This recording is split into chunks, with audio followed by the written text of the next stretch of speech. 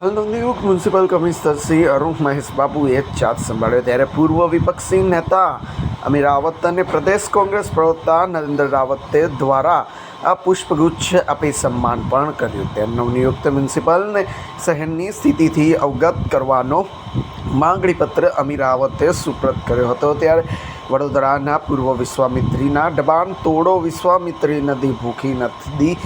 પીવાના પાણીની ગંભીર સમસ્યા, ઉભરાતી ગટરો, મચ્છરની ભુવાનગરી, રોડ ભ્રષ્ટાચાર. 10 વર્ષમાં 11 કમિશનર બદલાયા. ત્યારે ભાજપ શાસક પક્ષના નેતા ભાગવતબાગ ટાઈમાં મસ્ત વડોદરાની પડી નથી. ભાજપના નેતાઓનું દરેકનું રાજકીય ભવિષ્ય ન હોવાથી અંદરોઅંદર લડાઈ પણ થઈ રહી છે.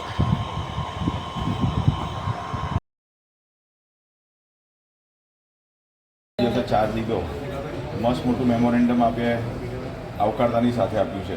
શું ઉદ્દેશ હતો મુખ્ય? મ્યુનિસિપલ કમિશનર મહેશભાઈ આજે ચાર્જ લીધો, પુષ્પગુચ્છથી એમને વેલકમ કર્યા છે અને સાથે સાથે વડોદરા શહેરના બર્નિંગ ઇસ્યુઝને અવગત કરતા એક પત્ર બી આપ્યો છે, જેમને ભવિષ્યમાં કયા ઇસ્યુઝને હેન્ડલ કરવા જોઈએ, પ્રાયોરિટાઇઝ કરવા જોઈએ બાબતે એક પત્ર બી આપ્યો છે. ખાસ કરીને વિશ્વામિત્રી નદી વડોદરા શહેરમાં ગત વર્ષે જે પૂર આવ્યું અને છેલ્લા 15 વર્ષમાં જે રીતના 11 વારથી વધુ વખત વિશ્વામિત્રી નદીએ વડોદરા શહેરને ગમરોળ્યું છે. કોઈ બી શહેરનો વિકાસ જો દર વર્ષે આવા પૂરની પરિસ્થિતિ આવે તો થઈ જ ના શકે. વિશ્વામિત્રીના દબાણો ખોલવા માટે સિક્વોન એન્જિનિયરિંગનો જે રિપોર્ટ છે એ રિપોર્ટને પબ્લિશ કરી DILRના નકશા પ્રમાણે નદીનું ડિમાર્કેશન જમીન પર થાય અને તમામ દબાણો દૂર થાય, ઇન્ક્લુડિંગ NGTના આદેશ પ્રમાણે જે અગોરા મોલ અને સયાજી હોટલને ભીમનાથ આગળના સ્પેસિફિકલી મેન્શન્ડ દબાણ છે, એના સિવાય અન્ય દબાણો જે અને સાથે સાથે વિશ્વામિત્રીની ટ્રિબ્યુટરીઝ અને એને જે તળાવો છે જેનાથી આખી એક સિસ્ટમ એવી ડેવલપ થતી હતી કે વડોદરા શહેરને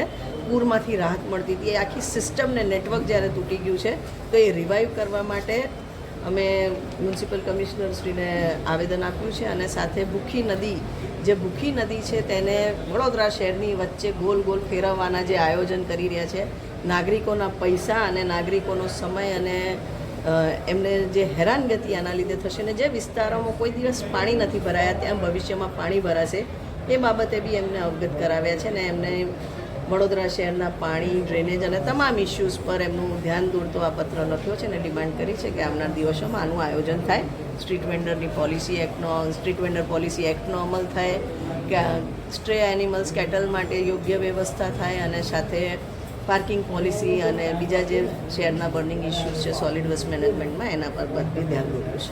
ઓકે, થેન્ક યુ.